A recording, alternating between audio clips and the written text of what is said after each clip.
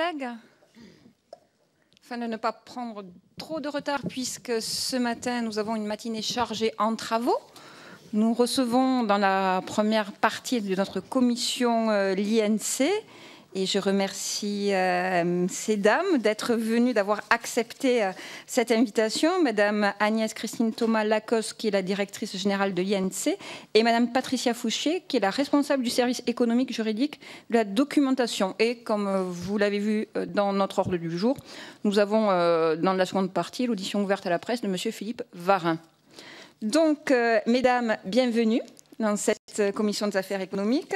Nous nous sommes rencontrés il y a quelque temps et nous avions échangé ensemble la possibilité que vous veniez devant notre commission, notamment au regard de nos travaux récents, puisque nous avons légiféré sur une loi consommation qui a été promulguée le 17 mars 2014, et nous avons fait des rapports d'application de la loi qui ont été menés par nos collègues Annick Leloc et M. Philippe Armand-Martin, et merci.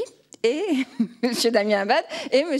Philippe Kemel. Donc, au regard de ces travaux et de ces rapports d'information, je pensais qu'il était intéressant que sur un certain nombre de points, nous puissions, avec l'aide de l'INC, qui est l'Institut national de la consommation, avoir un regard sur la concrétisation de ce que nous votons ici sur le terrain et auprès des consommateurs. Et qui mieux que l'INC peut avoir ce retour vers les parlementaires au regard d'un certain nombre de dispositions que nous avons votées et qui aujourd'hui rentrent petit à petit en œuvre, naturellement pas dans leur globalité, et c'est bien normal puisque la loi est récente, mais d'ores et déjà peut-être on est en capacité d'avoir une réflexion pour les législations futures, je dirais. Bien sûr, ça ne sera pas sous ce mandat, ça serait trop prétentieux de croire que nous pourrons revenir sur un autre texte dans ce domaine-là, mais je crois que ça fera œuvre utile pour les législateurs qui, demain, seront amenés certainement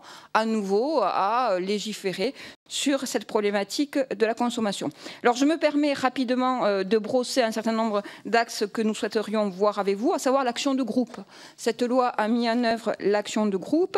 Les rapports que nous avons eus de nos collègues ont pu faire voir qu'il y avait un certain nombre de conditions de lancement qui apparaissaient trop restrictives, donc voir à ce niveau-là vos retours.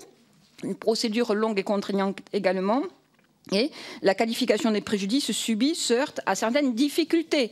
Donc vous voyez, on est là aussi pour avoir un regard pas forcément positif à 100%, mais également critique, de façon à pouvoir améliorer les dispositifs qui ont été mis en œuvre. Nous avons également travaillé sur un certain nombre d'autres dossiers, à savoir l'obligation pour les prêteurs d'accepter un autre contrat d'assurance présentant des garanties équivalentes. Ça fait l'objet de pas mal également de débats au sein de ce texte. L'information obligatoire du consommateur sur la disponibilité des pièces détachées, nous avons beaucoup travaillé sur ce sujet, et relativement à ce dossier, la principale difficulté rencontrée serait dans l'application de cette mesure dans le caractère très disparate des informations fournies par les fabricants des distributeurs. Mais il y a également la mobilité bancaire qui aujourd'hui préoccupe fortement nos concitoyens, et c'est bien normal. Donc là-dessus, les rapporteurs avaient souligné la nécessité de veiller à ce que les clients ayant souscrit auprès d'une banque plusieurs contrats et notamment puissent bien bénéficier du service de mobilité bancaire s'agissant de leur compte de dépôt. Donc tous ces dossiers, je terminerai juste par un dossier également qui est compliqué à gérer, qui est l'encadrement du démarchage téléphonique.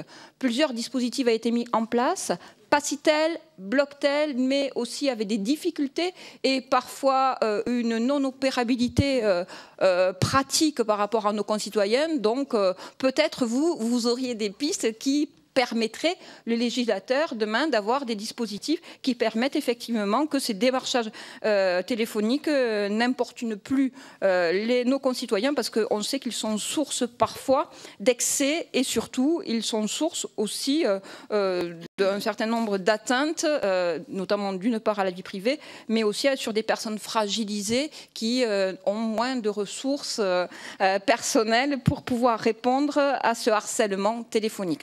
Donc ce sont juste des pics. Il va de soi que la parole est libre dans cette assemblée. Et donc, je vais tout de suite vous la passer et que les parlementaires, à leur tour, sur ce sujet-là de consommation pure, qui fait suite à notre loi ou sur d'autres sujets, cela va de soi, seront amenés à vous interroger. Le mot est peut-être un peu fort, du moins de faire part d'un certain nombre d'observations et naturellement, vous êtes là aussi en capacité de pouvoir ou ne pas pouvoir répondre sur un certain nombre de demandes. En tout cas, merci beaucoup, mesdames, et tout de suite, madame Thomas Lacoste.